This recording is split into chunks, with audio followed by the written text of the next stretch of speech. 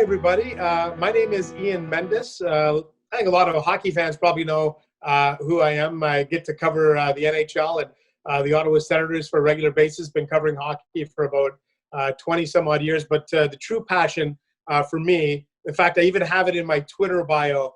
It says Ringette Enthusiast. I love this game. So it is a great honor for me to help lead this roundtable on coaching in Ringette here on National Coaches Week, because I think we've got some wonderful coaches that have had a great impact on some young women in our province. So we're just going to go around the horn here, and I want you to tell our audience here a little bit about yourself, and maybe I'll let my Nepean bias show, because I'm going to let Sarah-Lynne go first.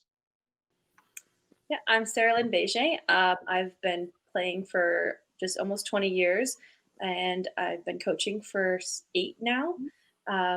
And I've been involved with the Nepean Ringette Association. I've been involved with the Eastern AAA team, as well as the National Ringette Junior program for Team Canada as a player. My name is Lindsay Alvas. I've played Ringette for over 30 years. I've coached for about 6, and I'm part of the Ajax Pickering Ringette Association.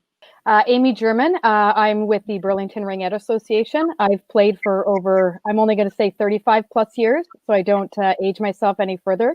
But I still play. I coach my daughter's U16 AA team, and then I also have another daughter in U12 provincial. So we do Ringette's pretty big in our house, and it's something that we love to do as a family, even when we rent ice. Amy, that's a perfect place to start. You played the game for more than 2 decades before you decided to jump into coaching. What led you down the coaching path? I was very fortunate. My father was my coach, and the love and support that he gave me, and everyone else around me. So I wasn't a favorite being the daughter, but just wanting to help and give back to the sport. And he always instilled that in us. You give back to the community and what they give you. And for me, a big piece of coaching is building confidence in the young girls and helping them develop into strong, very confident women, and carrying that through in their life. So that was a big driver for me, in addition to the love for the sport. Sarah-Lynne, when did your coaching journey begin? So I was a camp counselor when I was 15 for Ringette camps. I just loved being able to coach the kids and give back to them and teach them new skills. And it was exciting to get that feel of like when they learned something that you taught them. It just felt like very rewarding.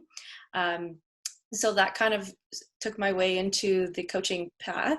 My little sister and I are 6 years apart. So when I was old enough to coach her in U16, I decided to take the opportunity. So I was assistant coach on her bench for 6 years now. And then I took the opportunity to become a head coach, as I just loved being part of the team and seeing the girls just rewarding. Like, it's just so rewarding. So. Lindsay, I know that I think you're going to be coaching your daughter's U12 team coming up this season. How did you get into coaching? As I mentioned, I've been playing Ringette for over 30 years, and during that time, I've had the opportunity to be coached by some amazing coaches. And with that being said, as I aged out of competitive play, I always knew that I wasn't done in that space yet. I wanted to coach a team to gold at provincials. I wanted to have a team, lose a very meaningful game and really be part of that experience with them. I started coaching about 6 years ago when my daughter finally could stand on the ice in her skates. She's going to be 11 in January, and she is a very amazing skater. I knew I always wanted to be the kind of coach that the kids loved and that they looked up to and that they could learn from. And I mean, not to mention, no matter how old I get, when you coach little kids, you're always the best player they've ever seen. So I'll never, ever get tired of that. Amy, you brought up something interesting talking about your dad coach you, and I'm really curious to pick your brain on this, because I have the opportunity to coach my daughter Lily in the Nepean Ravens Association. She's going to be a second year U14 coming up, and I'm always curious because it's a tricky dynamic, isn't it? Like when your parent is the coach, it can sometimes have an impact on your relationship and how you handle it. From that perspective, what was it like for you having your dad coach you back in the day? Well, I learned very quickly that the adage that if you're the coach's daughter, you're going to get, favoritism by him, polar opposite. If anything, he was way harder on me than anybody else. But, kidding aside, we did learn to manage church and state, and what happens on the ice stays on the ice. And especially as I got older into, U16, U19, I had my own thoughts and opinions that during the intensity of a game may come out of my mouth.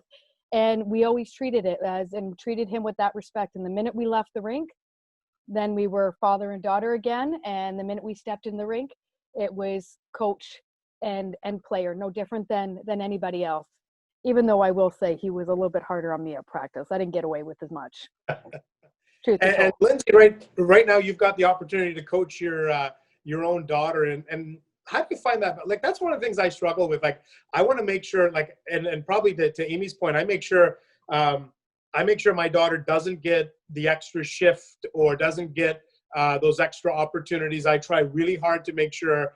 I probably almost even go too far the other way, where I'm, like Amy says, you're almost harder on your own child. I'll start with you on this one, Lindsay. When you have your own daughter on the roster, what's that dynamic like for you? In the beginning, it was challenging because she was only 4. Every fall, every bump, every bruise was instant tears, and I want mommy. But as she got older, my coaching approach with her changed, and so did my expectations of her on the ice. They were no different than they were for the rest of the team. Her name is Grace, and Grace quickly came to understand that at Ringette, I am her coach first and her mom second. And when we leave the arena, I will assume, mommy once again. She never got special treatment, and she knew this. It was important to me to set the tone for her as well as the rest of the team. I've been on a team where kids get special treatment from their parents who are coaches, and without saying too much, that stigma does stick with a child, especially when they're young. I never wanted that for my child, and I wanted her to have to work just as hard, as the rest to make the team and earn the ice time. And she quickly knew what my expectations were of her. And cross fingers. I mean, she's only 10, so I imagine we're going to bump heads in the future. But our ground rules are set, and we're comfortable with them right now. And Amy, with you coaching you've had the opportunity in the past, right, to coach your daughter on the ice. How much did you take of what your dad did with you and realize, hey, maybe I'm doing some of the same thing with my own daughter? Yeah, I think that's where that expression 2020, or hindsight 2020. I've coached both of them. I'm heavily involved with the older one at the U16 AA level and coached her since U12 provincial. And the younger one has just gone into U12 provincial. The thing that I took away in my mind was that I wasn't playing favorites. I was laying the groundwork, like Lindsay said, same thing from when she was, U10 and all the way up. And with both of them, the reflection that you have as a coach, and I think it's what makes us better, is when you walk away from a scenario and you go, oh man, maybe I was too hard because it was my daughter, or maybe I could have approached this differently or had another coach. And so one of the big takeaways for me that I've learned over the last couple of years, I don't talk to my daughter on the bench. My assistant coaches do. And I talk to their kids, but we don't cross, and I don't talk to her. Now, if I have to, I will. But if there's correction in behavior or a different opportunity of how they could have approached the situation, I let them handle it, and then I handle their kids. And that really has seemed to help as they get older to help manage some of that. And they sometimes respond better to somebody different than you're still, at the end of the day, you can do coach, mom separate. At the end of the day, you're still their mom. Right. And so I found that's been very helpful. Sarah-Lynne, I'll ask you a little bit of a different dynamic. You talked about being a coach for your sibling, your sister, who I think you said she was 6 years younger than you are. Is your relationship with your sister better now that you've been part of her kind of Ringette experience as a coach? Has that improved the sibling dynamic? We've always been really close. She was like my little minion when we were growing up. We did everything together. I'd always take her everywhere. And then now, after having coached her, I do feel like we are like best friends. Now we're actually playing together, which is a super cool opportunity that we get. Like, this was a dream for my dad growing up all the time. It's like, can't wait till you guys play together. So it's finally reality. I mean, of course, there's restrictions right now, so hopefully maybe not this year, but next year when we actually get to game play, that'll be a really cool opportunity. Well, and speaking of cool opportunities for you, Ontario Winter Games, Sarah-Lynne, you've had a chance to participate in that event as a player, also on kind of behind the bench. What's that been like for you as a player and a coach in one of the biggest Ringette events that you could find? So definitely growing up, like, But I'm always a very competitive person and driven person. So when I set a goal, I'm like, okay, what's the best way to achieve it? And so I work pretty hard off the ice, on the ice, wherever I can to get to those goals.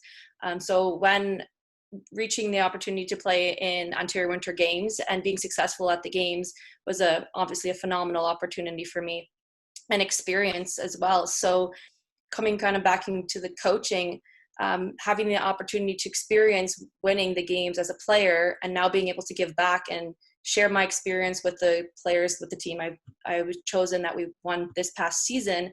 I felt I was able to just build that relationships with each player, have them kind of easier for them to talk to me because I've been through it what they were going through, all the nerves, the excitement, ups and downs, obviously bumps and bruises, as there's no smooth road in the Ringette tournament. So I think just seeing it from both sides, as a player, knowing that of the respect, like how much pressure's on a coach is like now being able to say, oh yeah, I've experienced it from both sides. I have like a lot of respect for the head coach because it's a stressful situation. I was almost as nervous as I was going into the finals as I was as a player, which is like crazy. But at the end of the day, it's you that's making the final decision, who's going on the ice, who you think is playing the best. So it's pretty cool to be able to say that I've experienced it from both sides.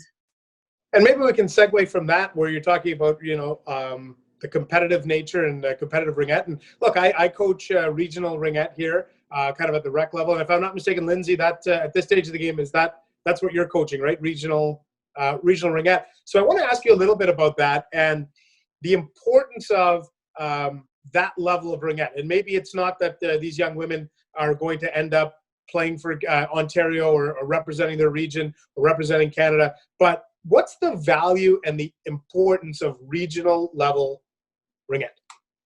I think you're right. There's a misconception about the regional program. I've played and coached at the AAA and AAA level. And all I can say is that the level of passion for the game doesn't differ if you play regional or if you play provincial. Depending on, where a player lives, they may not have access to a provincial program.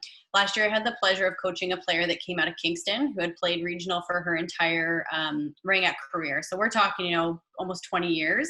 Probably not that much, maybe 15, 20 years. She chose to play in Central last year, and the impact this player had on our team was just amazing. So fast, an excellent skater, an amazing teammate. What we don't understand is that there are many hidden gems in the regional program, players and coaches alike. Provincial or regional, these girls, they work their butts off. They win as a team, they lose it as a team, and they grow as a team. The regional program is not to be underestimated, especially at U12 and below groups, because these kids are the future of our association and our sport. And, not to mention, some of them, they come out, they want to have fun, they want to go home. They're not interested, in going to nationals, to be on the ice 4, 5, sometimes 6 times a week.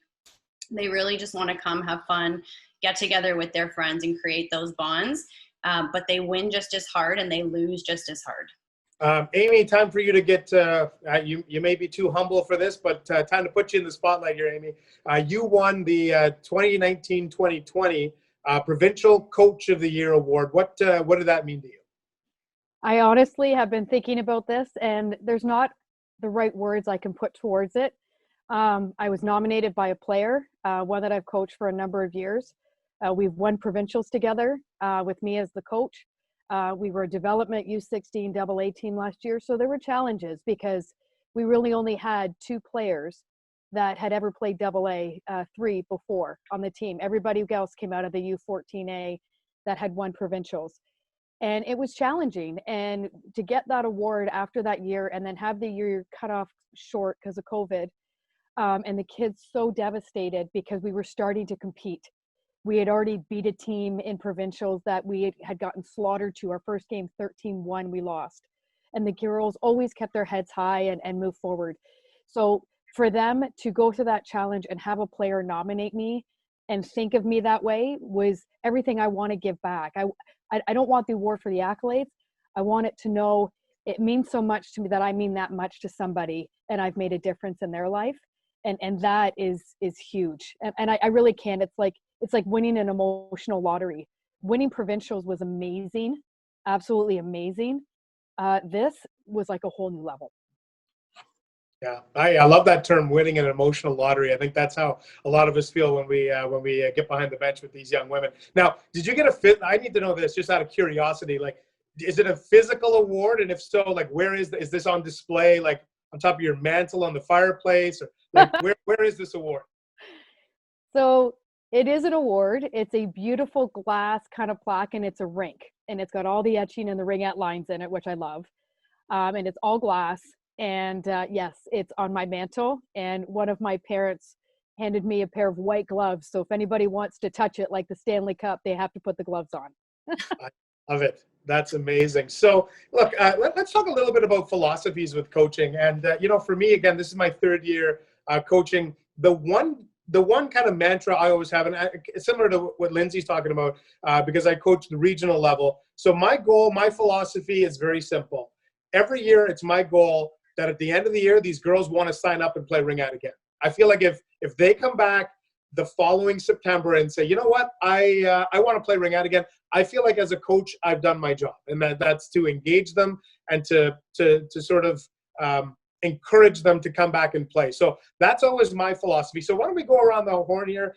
Sarah-Lynne, I'll start with you. When it comes to your philosophy or kind of end goals of coaching, what would you say is your mantra? For a team, I would definitely say, or for each individual player, is to, at the end of a season, to know that they've somehow improved, whether it's in their skills, in their skating, in life, if I've anything, because Ringette or sports in general teach you so much. So just to be able to, well, sports are so important to me, time management skills, and everything transitions into your daily routines, job, school.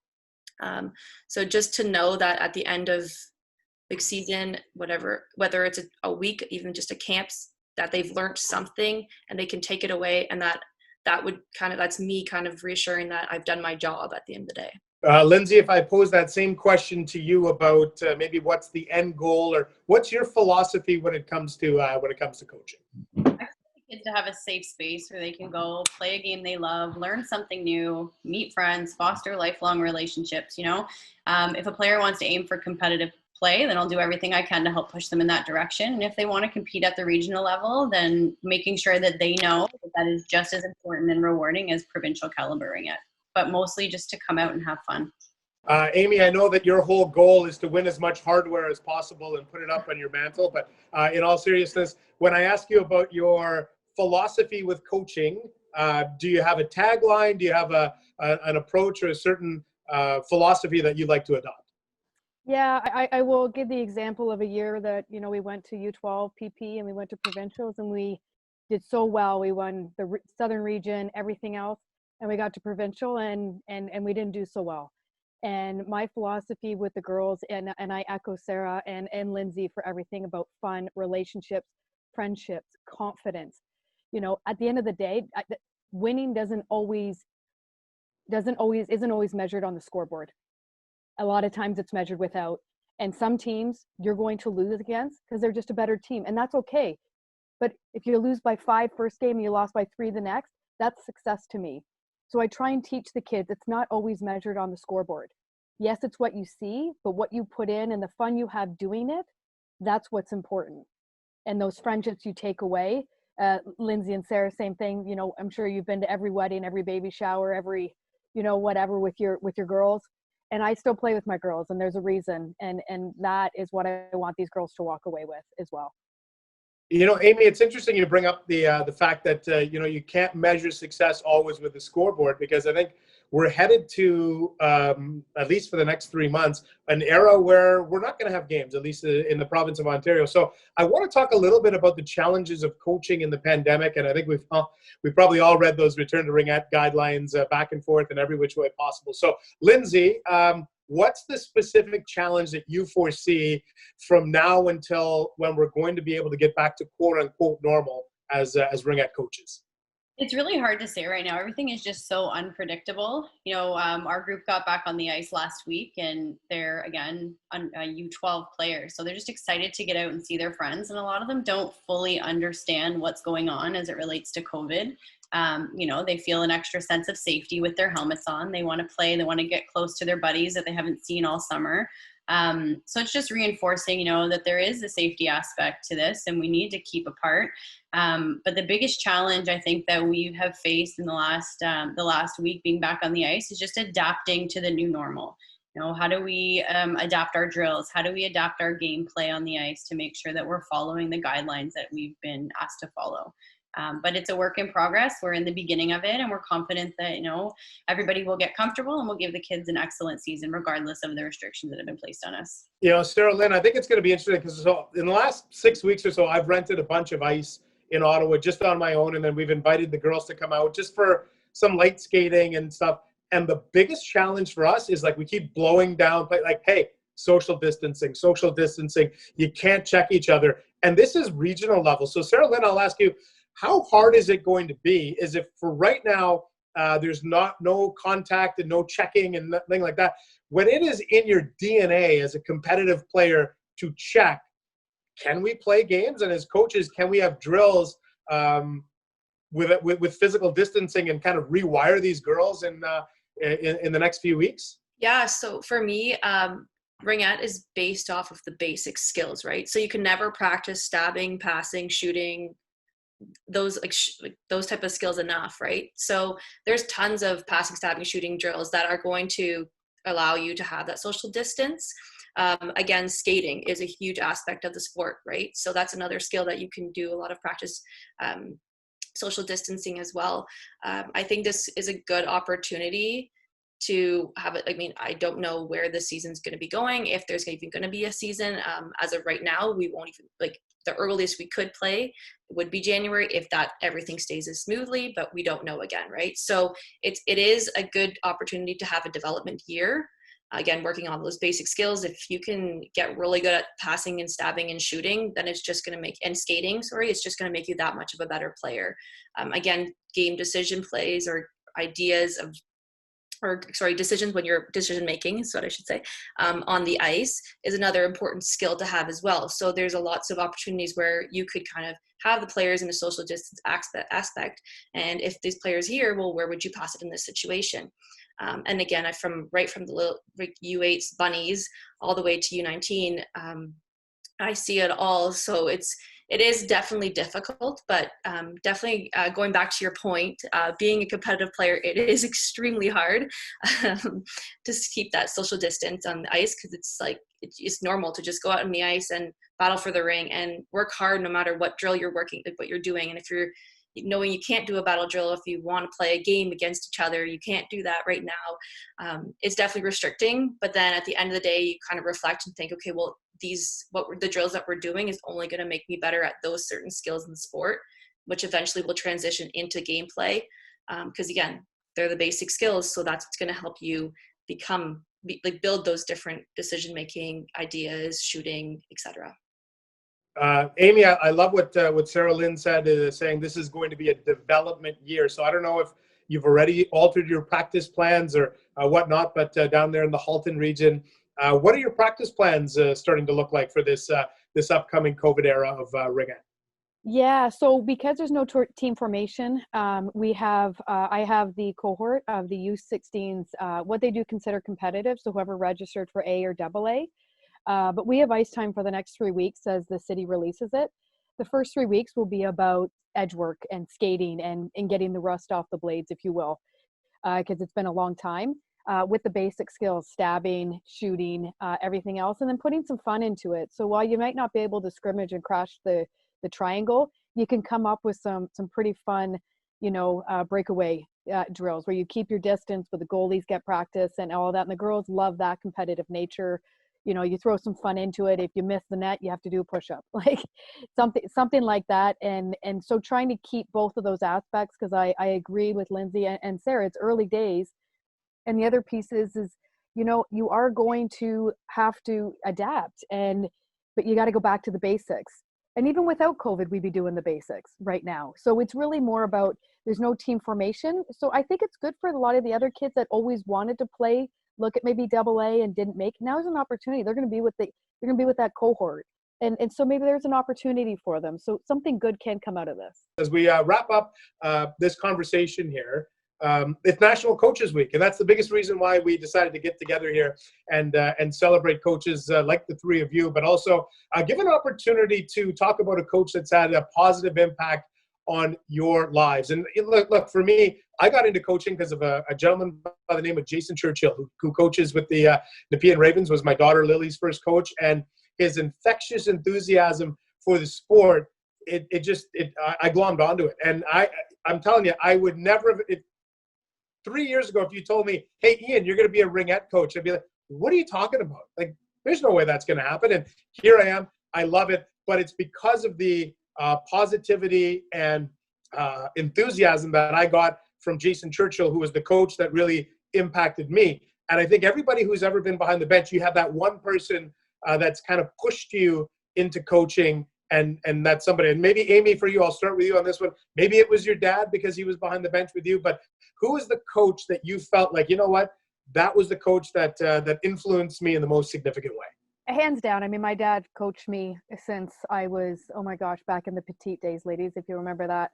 And that's when I got into Ringette. And so while we've had other assistant coaches, he's really, there was only that first year he wasn't my coach. So he's kind of who I look to and who I've learned from. But I will say this, if I'm going to talk about coaches that have had an impact, especially recently, I'd like to call out to, a number of people that I've had in my bench, but Freedom Chartrand and Rebecca have been phenomenal. Seguin and Brett Richardson and Kim Lunover, all of them, their desire, their passion for the support. Rebecca and Freedom were both former players. They coached AAA Southern last year. They've gone U16 AA to All Ontarios, and they're players themselves. And Brett's like you, he picked it up because his daughters got into it, and he has a drive and passion for his kids, and he's phenomenal at it. And Kim comes from Winnipeg, having played there and supporting her kids. So it's that network for me of what we learn from all each other, from everyone, not necessarily one person. Coaching for me is about giving back, like we talked about it, and about doing something with my kids. And I just love the sport, and I want to keep it alive. And Ringette is hard to keep alive in a number of areas. And so the more I can promote it and show the support, especially for young ladies, I think it's insanely valuable. So for me, those are a number of reasons why I do it. I really, it's difficult to pinpoint one particular moment. I've had many coaches that have impacted me in such a positive way, but one that stands out is Sue Shantz. Many people know Sue. I see smiles, so you guys know Sue. Just so much passion that comes out of Sue. And, she coached me when I played AAA. I think I was 14, 15 years old. And even to this day, Sue has reached out to me to offer help with my little kids on the ice. And, she's reffed for a really long time. And I always know that if I have a question or a challenge that I can go to Sue for help. But honestly, since I started coaching, I've coached alongside some of the best players that I have personally played with. And growing up from player to coach with your friends, having that Ringette connection is so rewarding. You remember the big wins, the big losses, which you relate to the kids that you're coaching. It's so rewarding. This past season and season before, I had the opportunity to coach with one of my good friends, Kelsey Missons, on the AAA and AA Central teams, as well as Stacey Wright, who were both amazing, fantastic coaches. And I will continue to learn so much from them as I continue to develop in my career. Again, just like Amy and Lindsay said, it's hard to pick one. Like, I've had a lot of coaches kind of, as growing up, really put an impact on myself. And I would definitely thank like Larry Allen, who was a huge impact on me. He coached me for 3 years through AAA, AA, learned a lot from him, as well as Bryson Lamble. They were just two people who really kind of believed in their players and were confident, and you just could see that on the bench, and brought us to a lot of success. So seeing how they coached, I obviously wanted to do the same. So I learned a lot from them. But the biggest person would probably be Laurie Horn, who was my junior national coach in 2015, 2016. She also she was my mentor for my AAA Eastern year last year. So just seeing how she ran a season, ran the program, I learned a lot from her to take back to the AAA program, to give to the players that I coached. I learned how she believes in all her players, knows, she's super confident. Like, you wouldn't believe that she's nervous at all in key situations, like at the World Championship final. She was standing there like it was nothing, and everybody else is super nervous. She's nervous inside, but it didn't show. So just to see a coach be so confident in her team, that was just, it was like, I don't know, I look up to her a lot, and I learned a lot from her as like a player and as well as a coach. And so she definitely pushed me to take the step to become a head coach. So, well, listen, this was a fabulous conversation. I can guarantee that just based on the way that the three of you have spoken tonight, there's a lot of young women that would list the three of you as influential coaches during their journey. So I want to thank you for taking a few minutes. And listen, if I ever start a Ringette podcast on TSN 1200 and TSN radio, I'm coming for the three of you. You were fantastic. This was great. And Sarah-Lynne Begin, Lindsay Alvas, Amy German, thank you so much for taking some time, sharing your insight, your Ringette journey. And I wish you the very best of luck. And it's going to be a strange year, but I know it's going to be a productive year. Best of luck this season. And thanks for taking some time to share your journey.